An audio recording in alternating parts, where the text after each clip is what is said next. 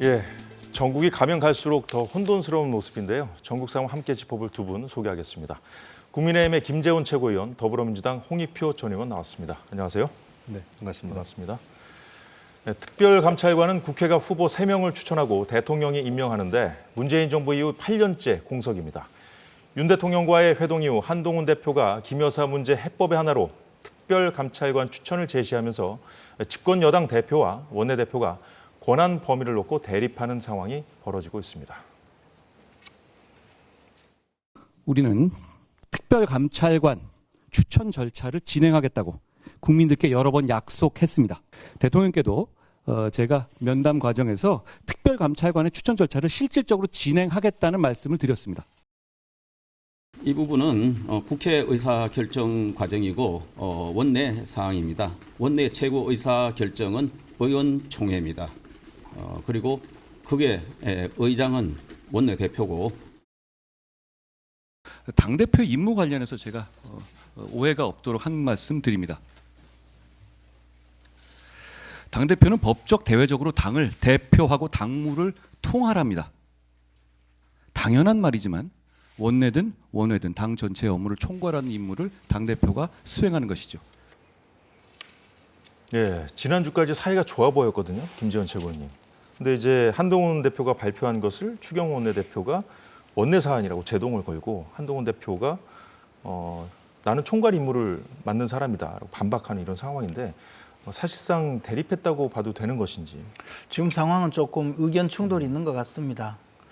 이 부분은 사실 우리 당의 그동안 당내 민주주의를 위한 여러 가지 우리 선배들의 논의 그리고 많은 노력 끝에 당내 민주주의를 위한 두 가지 정도의 제도적 장치가 있거든요. 그 하나가 투톱 체제고 두 번째는 당권 대권 분리 규정이었습니다.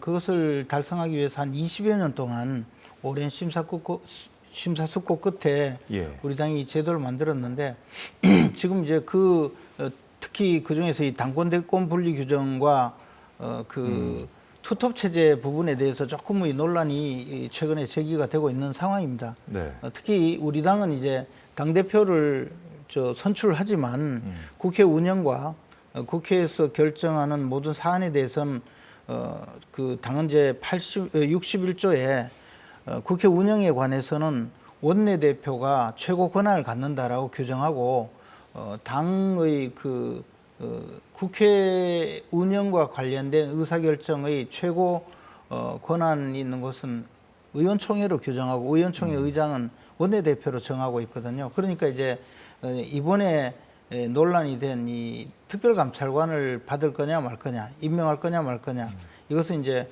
북한인권재단의 이사를 함께 추천하느냐 이 민주당과의 협상 과정의 문제이고 이것은 그동안의 당론으로 특별감찰관은 민주당에서 그 북한인권재단 이사를 추천해주면 함께 추천해서 국회에서 의결을 갖는다라고 당론으로 결정했기 때문에 그 당론을 바꾸려면 결국 의원총회에서 결정을 해야 하고 그러기 위해서는 원내대표가 주도해야 된다 이런 주장을 이제 하고 있는 상황인데 그 부분에 대해서 이제 한동훈 대표는 그동안은 뭐 논리나 논란이나 이런 것에 대해서 좀 관계없이 내가 결정하겠다 이렇게 나서니 아마 그 부분에 대해서는 의견의 충돌이 된 것이죠. 자, 원내 사안이라 원내대표가 총괄해야 된다. 근데 이제 당대표는 원외, 원내 다 총괄하는 것이기 때문에 당대표가 하는 것이 맞다. 뭐가 맞는 겁니까? 제가 원내대표를 해봤지 않습니까?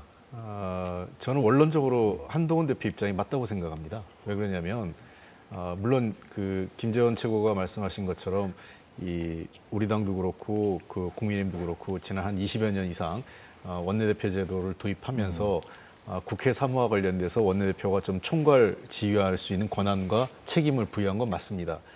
그러나 국회 사무라는 것이 기본적으로 이 당무와 분리될 수 없기 때문에 예컨대 그 최고위원회가 존재하죠. 당 지도부요. 그러니까 최고위원회를 대표하는 것은 당 대표고 원내대표도 당 최고위원 중에 한 명이죠. 당연직으로 또 원내대책회의도 이렇게 주재하죠. 그러니까 최고위원회 회의에서 당의 총괄적인 사무를 결정합니다.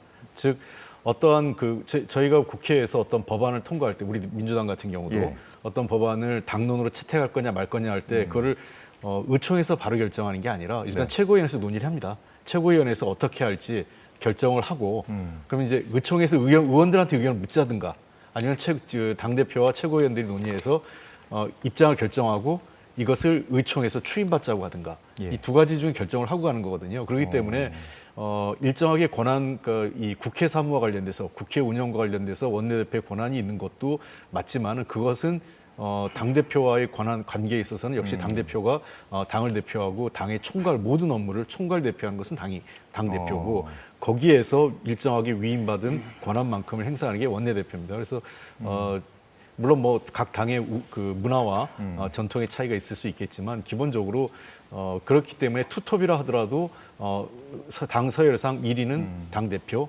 2위는 원내대표라기 때문에 이번에 특별감찰관 제도 같은 경우는 만약에 이제 그 한동훈 대표가 입장을 바꾸고자 한다면 최고위원회에서 논의를 해야 되겠죠.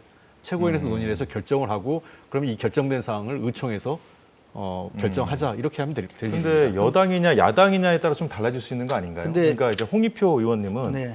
야당일 때 원내대표를 하셨잖아요. 근데 꼭 그렇지는 않습니다. 근데 그것은요 야당과 여당과의 문제가 아니고 음. 그 각 당의 그 조직 구성의 차이죠. 역학구도가 좀 그리고 바뀔 수 있지 않냐 그거죠. 뭐 그래서 다를 여당과- 수 있다라고 아니, 제가 말씀을 여당과 드렸습니다만. 야당의 문제가 네. 아니고 민주당은 원래 민주당의 그 연호는 김대중 전 총재의 김대중 대통령의 평화민주당에서 연호를 찾을 수 있거든요. 그리고 김대중 대통령의 평화민주당은 사실은 뭐 김대중 당시 총재의 단일 체제죠. 그리고 그 이후에 이어오면서 지금까지도 그런 논의 자체가 우리 당에서 겪었던 논의 자체가 별로 없었는데 우리 당은 그 이후에 이 대통령이 그 당 총재를 겸하다가 그것이 이후에 이회창 총재를 겪어오면서 제왕적 총재라고 많은 비판을 받았고 이 제왕적 총재의 이 당권 전행에 의해서 두 번이나 대선에 실패했다는 굉장히 내부 반성이 있었습니다. 그래서 총재의 권한을 어떻게든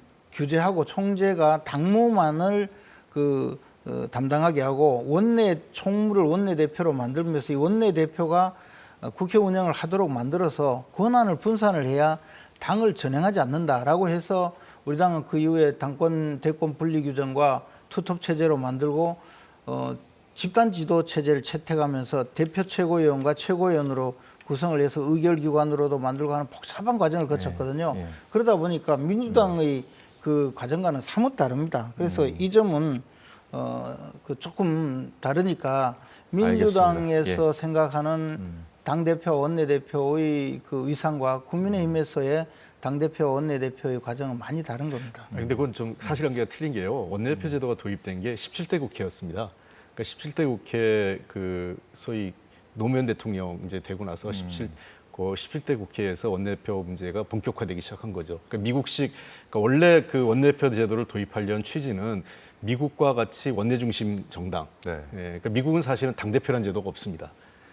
당을 그 대표하는 것은 중앙위원회 위원장이 그냥 형식적으로 대표하고 원내 총무, 그러니까 원내대표가 그 하원 원내대표, 상원 원내대표에서 그 당을 총괄 지휘하는 게 맞거든요. 근데 우리 같은 경우는 전국 단위로서 당원의 투표를 위해서 당 대표를 뽑고 있고 그거는 뭐 그 국민의힘이나 우리 당에 동일하고 그래서 다른 점도 있는 건 맞죠. 예, 조금 다르지만 권한은 그때 다르긴 하지만 과거에 김근태 의장도 원내대표를 하셨고 또 여러 천정배 의원도 원내대표 하시고 여러분이 원내대표 하면서 원내대표가 당대표하고 투톱이라는 의미에서 그래서 저도 할 때도 그 의사결정 과정, 예를 들면 최고위원회 의사결정 과정에서 당대표와 원내대표가 어느 정도는 균형 잡혀서 서로 간의 입장을 조율을 합니다. 서로 입장을 존중하고. 그렇지만 이렇게 당대표하고 원내대표가 이렇게 알겠습니다. 대립하진 않죠. 계속 풀어가도록 하죠. 얘기를 뒤에 더 순서가 있으니까요. 추경호 원내대표와 한동훈 대표 간의 의견 충돌이 나오니까 국민의힘에서 계파 갈등의 초입에 들어선 거 아니냐는 것이 이제 언론들의 대체적인 평가인데요. 추경호 원내대표가 원내 사안이다 이렇게 한 대표의 그 제안을 사실상 제동을 걸고 나서자 배현진 의원이 입장을 하나 냈습니다. 지금은 친한계로 분류되더라고요. 배 의원. 추 원내대표에게 특별감찰관 도입을 원천 반대하는 거냐. 근데 이 말 속에는 이번 정부라는 표현에 이제 방점이 찍혀 있는 것 같습니다. 대통령 공약 사항이었거든요. 그 점을 파고든 것인데요. 그러자 추경호 원내대표 국정감사 이후 이 문제를 논의하기 위한 의원총회를 열겠다고 밝혔습니다. 저희 오늘 그 의원총회 오전에 이제 텔레그램에 올려주셨다고 하는데 일정은 좀 언제쯤으로 보십니까? 운영이 이후인지. 일단 국감 이후에 하겠습니다. 지금 한동훈 대표께서 최고위에서 원내 상황까지 포함해서 당무 총괄하는 것이 당대표다라고 말씀을 하셨거든요. 거기에 대해서 노코멘트 하겠습니다. 예, 한동훈 대표도 특별감찰관 추진이 여당의 대선 공약이었다는 점을 오늘 재차 강조했거든요. 어제도 얘기했었죠. 한 대표 발언까지 듣고 이어가도록 하겠습니다. 문재인 정권 내내 특별감찰관을 추진하지 않았죠.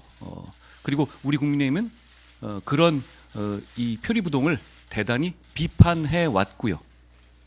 국민들도 비판해 오셨습니다. 사실 이건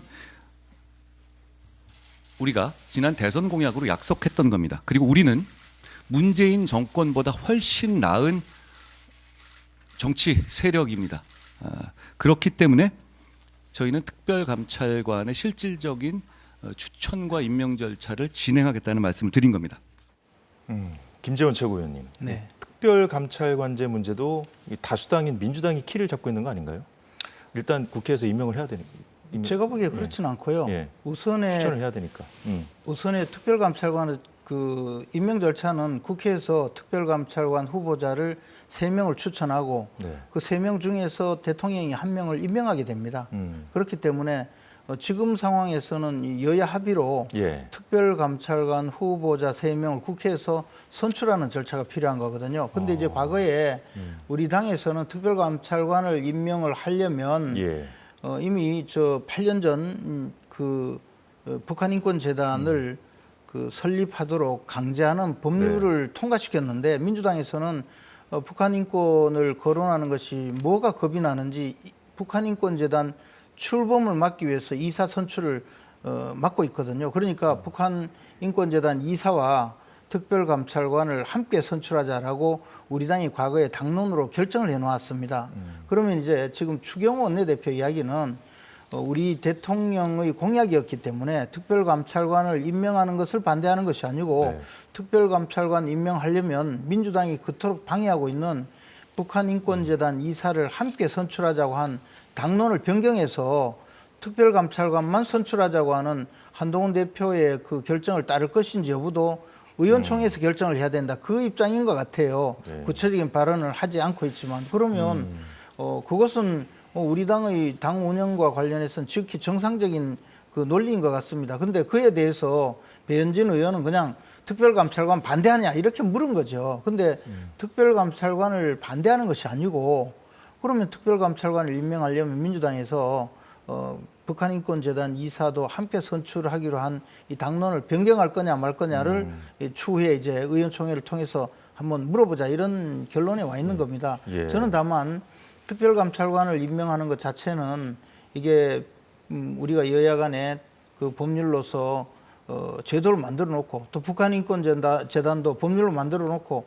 이것을 국회에서 이 재단 이사를 선출하지 않는다든가 또는 특별감찰관 후보자를 선출하지 않음으로써 사실 제도를 그냥 그 무력화시키고 있거든요. 그래서 차제에 그러면 같이 임명을 하든지 또는 뭐 예를 들어서 국민의힘 의원들이 의원총회에서 북한인권재단은 출범하지 않더라도 특별감찰관을 출범시키자라고 결정하면 그것은 뭐 그래 따라가면 된다고 봅니다. 지금 이것을 두고 마치 특별감찰관 자체를 반대하는 것처럼 이 당내에서 분란을 일으킬 필요가 없는데 굳이 이렇게 분란을 일으키는 것은 이게 오히려 이제 민주당이 뒤에서 가만히 웃고 있는 그런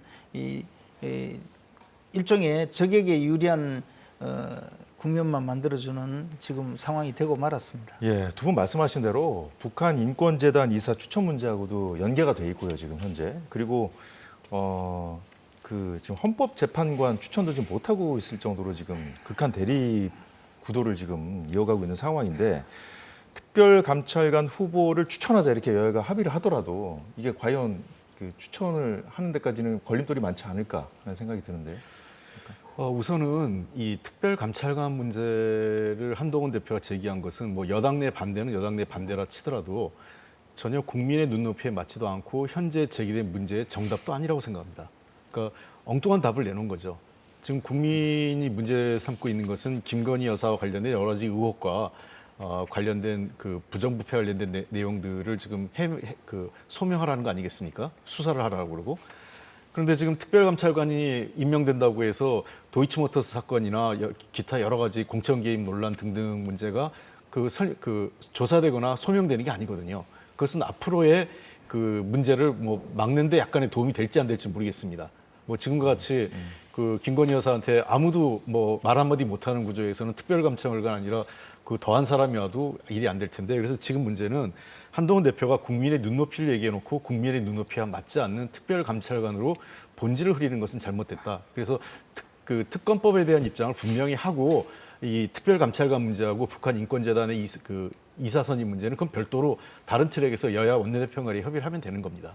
제가 네. 보기에는요, 민주당은 이 특별감찰관 문제는 국민의힘에서 북한 인권재단 이사를 선출하지 않고라도 특별감찰관을 임명하자라고 해도 민주당은 응하지 않을 거라고 생각합니다. 왜냐하면 말입니다. 특별감찰관도 후보자 3명을 선출해서 대통령에게 보내면 대통령이 그중에 1명을 그 특별감찰관으로 임명하는 거거든요. 예. 그런데 지금 당장 계류 중인 것이 헌법재판관 3명을 국회에서 임명을 해야 되는데, 선출을 해야 되는데 그것도 하지 않고 있거든요.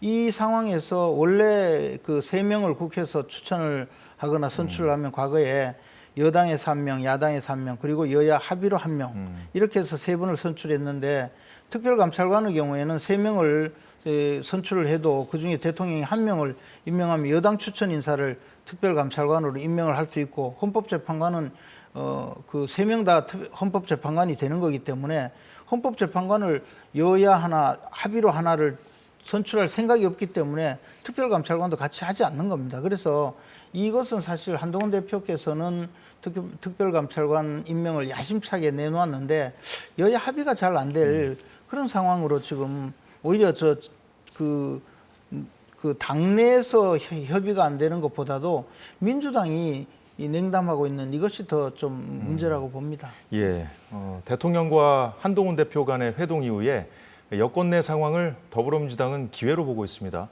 자, 오늘도 여당, 특히 한동훈 대표에 대한 압박을 이어갔는데요. 앞서 홍 의원께서 엉뚱한 답이라고 했잖아요. 예. 그러니까 이제 그 특별감찰관을 할 거냐 말 거냐 이래가지고 지금 여당에서 옥신각신하고 있는데, 그게 이제 엉뚱한 답이라고 하셨는데, 비슷한 취지의 얘기를 오늘 박찬대 원내대표도 했거든요.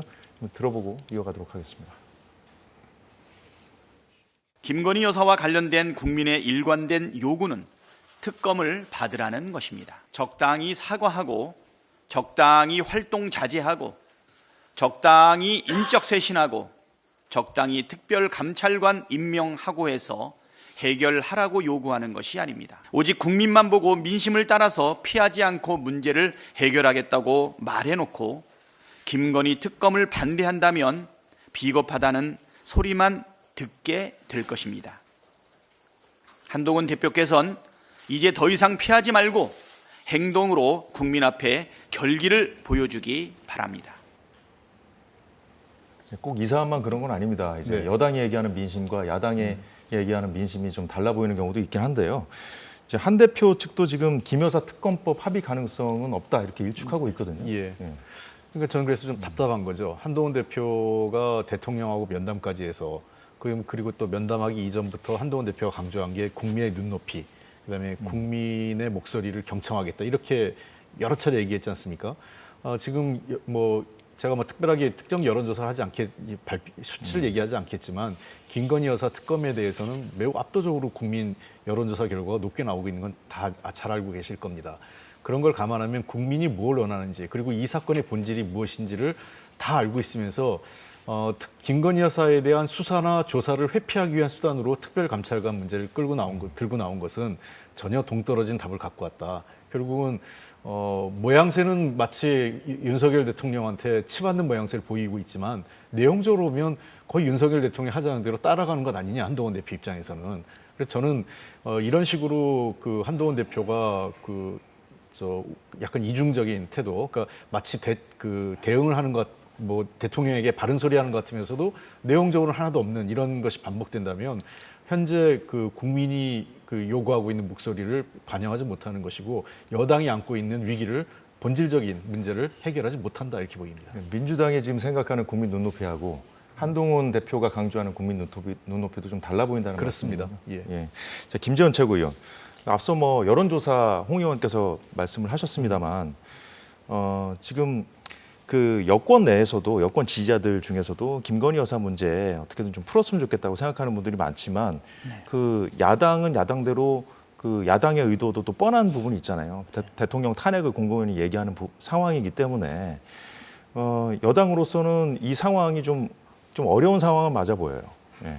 그렇죠. 당연히 어려운 상황이고 이 상황을 그렇다고 해서 그냥 시간만 보내고 있다고 해서 해결될 상황도 아니죠. 그런데 지금 이 상황을 어렵게 하고 있는 것은 민주당이 이 특검법을 내놓고 그 특검법을 통과시키기 위해서 온갖 이 여론전을 펼치고 있고 그것이 또 좀 먹혀드는 상황이기도 해요.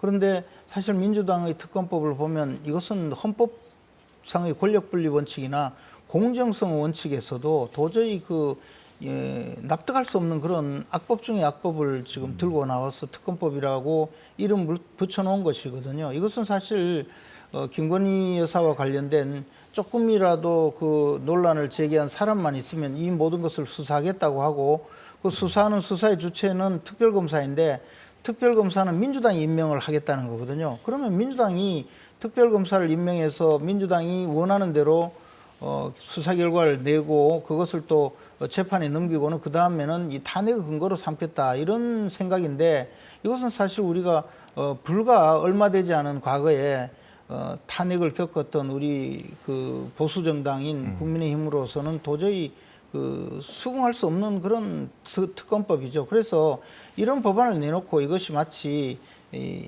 사실을 밝히는 그런 공정한 수사인 것처럼 계속 제시하고 있기 때문에 국민의힘으로서는 이 법안을 받아들일 수가 없는 것이고요.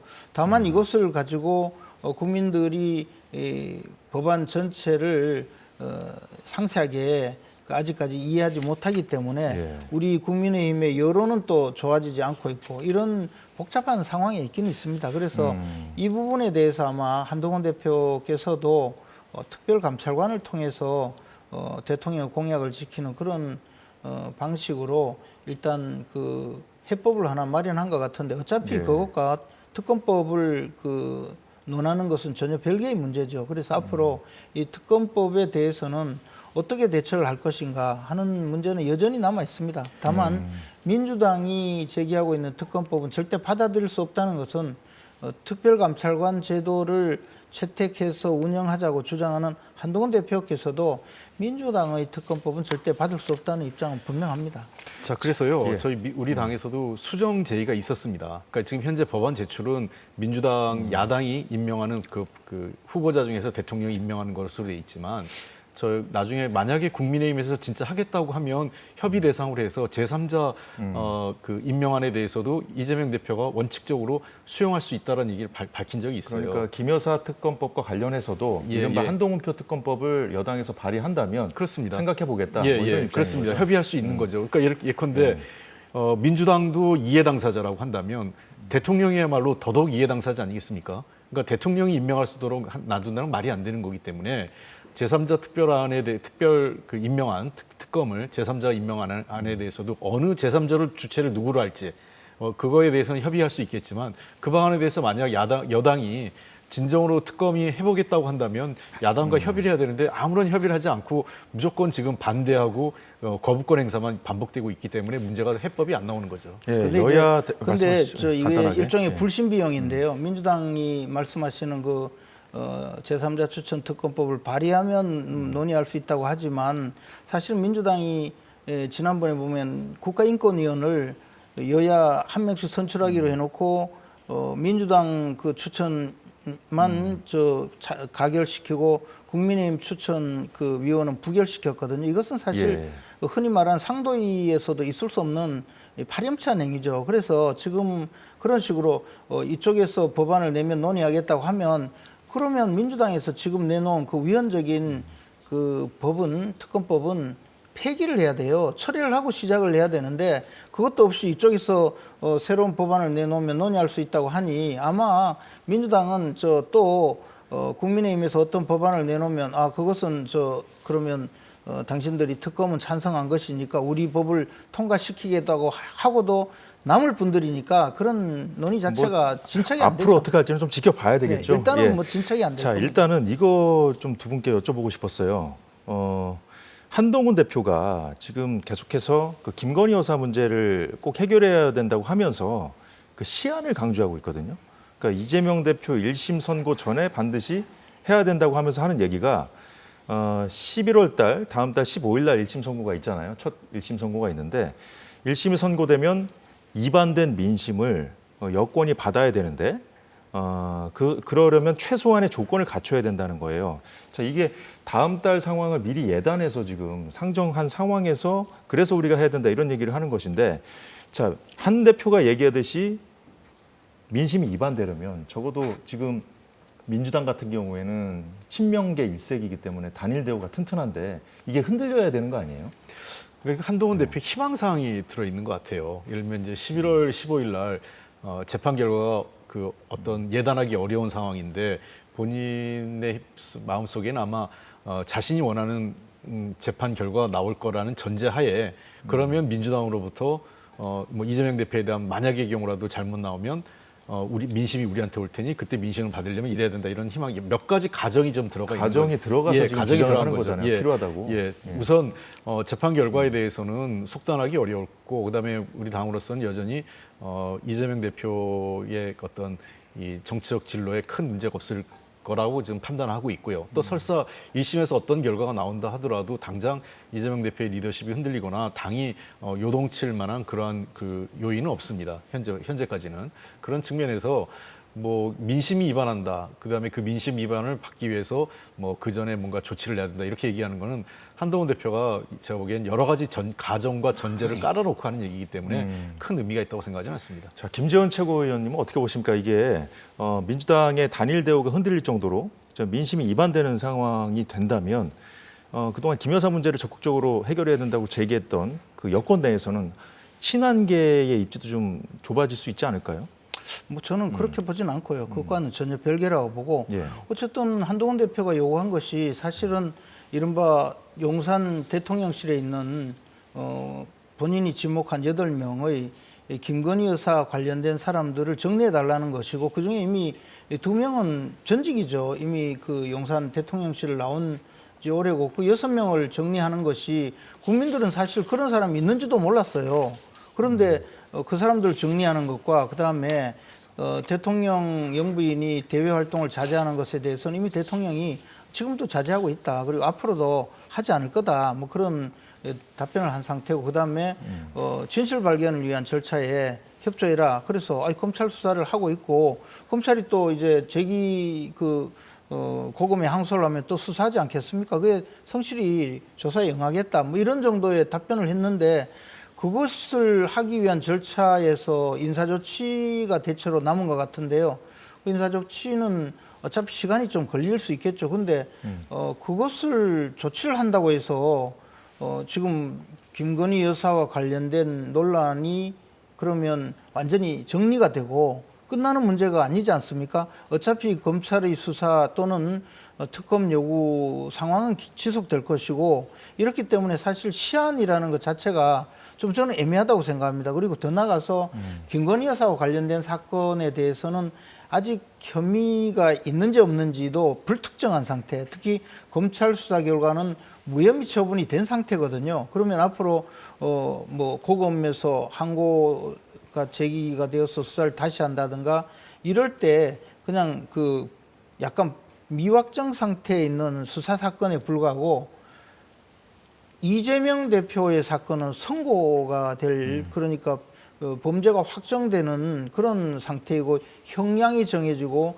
특히 선거법 위반 사건의 경우에는 공민권이 박탈되는 정도의 이 양형이 있느냐 없느냐의 그런 문제인데 이 두 가지가 마치 비슷한 사안인 것처럼 그 동일 위치에 두고 시한을 정하는 것에 대해서 국민들은 오히려 좀 혼돈을 하거나 이상한 그 느낌을 가질 상황이기 때문에 저는 그 시한을 이재명 대표의 그 법원 선고 일자하고 같이 맞춘 것은 좀 약간 특이한 주장이라고 생각합니다. 다음 달 2일부터 민주당이 장애 집회하겠다고 예고해둔 상태지 않습니까? 예. 다음 달 11월 그러니까 둘째 주에는요 김혜경 씨 1심 선고가 있고 바로 다음 날 15일 날은 이재명 대표 1심 선고가 있고 또 25일에는 이재명 대표 또 다른 사건에 이제 1심 선고가 있는데 민주당은 이 시기에 이제 대대적인 대여 공세를 벌이려고 지금 준비하고 있거든요. 그런데 오늘 좀 나온 얘기가 하나 있습니다. 다음 달 14일 본회의에서 김 여사 특검법 이제 대통령이 거부권을 행사하면 28일 날 또 재표결하는 그 일정까지 쭉 나왔거든요. 예. 예. 너무 좀 거기 맞춰서 가는 거 아닌지.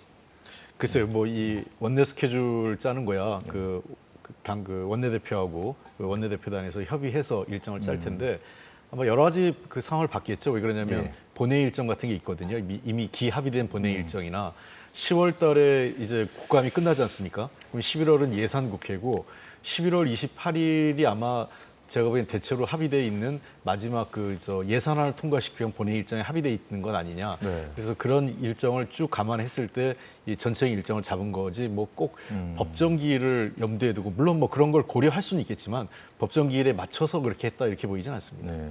자, 김혜경 씨 같은 경우에는 다음 달 14일 날 1심 선고가 나오는데 그에 앞서서 오늘 두 번째 결심 공판이 있었어요. 검찰이 재차 벌금 300만 원을 구형했고요. 예. 그리고 또 이화영 씨 지금 항소심도 지금 이재명 대표 그 관련 재판에 좀 지대한 영향을 미칠 수 있거든요. 예. 이런 그 사법 리스크가 현실화돼서 11월 위기설을 계속해서 언론에서 제기하는 그 상황은 어떻게 보세요? 글쎄 뭐 언론에서 좀 과도하게 부풀려서 위기설 얘기하는 것도 있고요. 다만 물론 간단한 문제는 아니죠. 이재명 대표 입장에서는 여러 가지 정치적 진로와 관련돼서 중요한 한 달이 될 거라고 생각을 합니다. 다만 당 안팎에서는 여러 가지 법리적 판단이나 또는 정황상 정치적 진로에 장애가 형성될 만한 판결이 나오지 않을 것으로 믿고 있고 설사 그렇다 하더라도 그건 1심이기 때문에 추가적으로 2심과 3심 속에서 계속적으로 그 법정 싸움을 할 것이고 그 외에도 당은 당분간 이재명 대표의 리더십이 흔들릴 만한 그런 상황은 아니다 이렇게 보입니다. 예. 자, 김재원 최고위원님. 다음 달에 그 이창수 지검장 탄핵안도 지금 발의하겠다 이렇게 예고됐고 스케줄이 딱딱 짜 있거든요. 네. 예. 지금 방금 전에 김혜경 씨 그 선고 관련돼서 이제 홍 의원님 말씀도 들었습니다만은 모르겠습니다. 그 지금 예상하는 게 좀 다른 것 같아요. 어느 정도 그 판결이 나올지에 대해서. 뭐 당연히 당선 무효형을 넘어서서 저는 실형 선고가 예상되고 있습니다. 저 개인적으로는 실형 선고를 예상하고 있습니다. 왜냐하면 이 사안은 그 공직선거법 15일 날 선고되는 공직선거법 위반의 경우에도 그 사안이 아주 중한 사안이고 그 자체가 또 대법원 양형 기준에 의하면 징역 2년 이상이 선고되어야 될 그런 그 복수범죄거든요. 그리고 가장 그 죄질도 중하고 또 많은 유권자들에게 알려질 수 있도록 그렇게 그 허위 사실을 공표한 사안이기 때문에 저는 이 사안 자체도 당연히 당선 무효형이 선고될 것이고 그다음에 25일 선고될 위증교사 사건의 경우에도 위증교사 사건이 그 정도로 확실한 증거가 잡힌 경우는 거의 없거든요. 이 증언뿐만 아니라 직접 이재명 피고인의 진술이 녹음이 되어서 법정에서 현출이 된 그런 사건은 수사 사건에도 참 보기 드문 그런 수사 성공 사례인데요. 그걸 또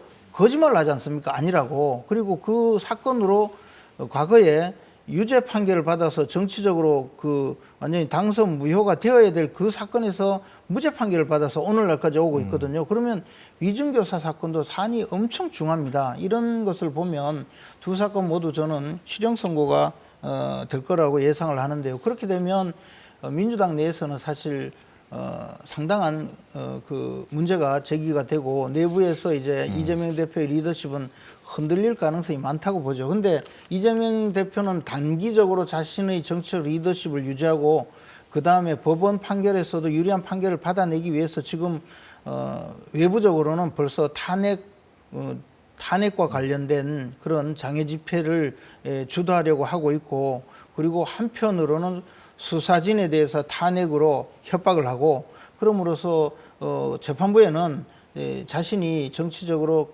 그 상당한 그 리더십이 있고 또 세력이 있는 것으로 재판부도 은근히 영향력을 행사하려는 이런 모습을 보이고 있기 때문에 아마 재판부도 그 용기를 크게 갖지 않는 한 이런 제대로 된 재판을 할 수 없을 정도로 압박이 심해질 거라고 봅니다.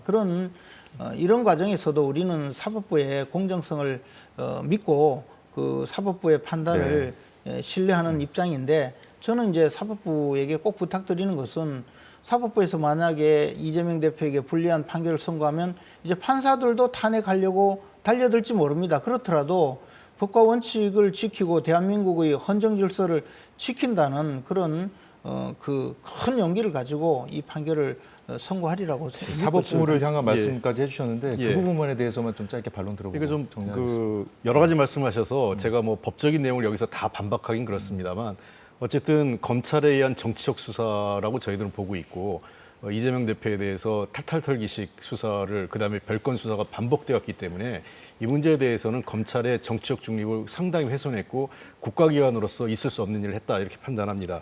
다만 사법부에서 이러한 그 공판 중심주의에 따라서 검찰의 수사 결과보다는 그 재판 과정에서 피고인 측과 원고 측의 입장을 균형 있게 들어서 법과 원칙에 따라 합당한 판결이 나올 것으로 저희들은 확실히 믿고 있습니다. 네. 여야 간의 대치 국면도 그렇고요. 여권 내부도 그렇고 야권 내부도 그렇고 다음 달부터는 정말 혼돈의 시기가 펼쳐질 가능성이 농후해 보입니다. 오늘 두 분 말씀 여기까지 듣겠습니다. 고맙습니다.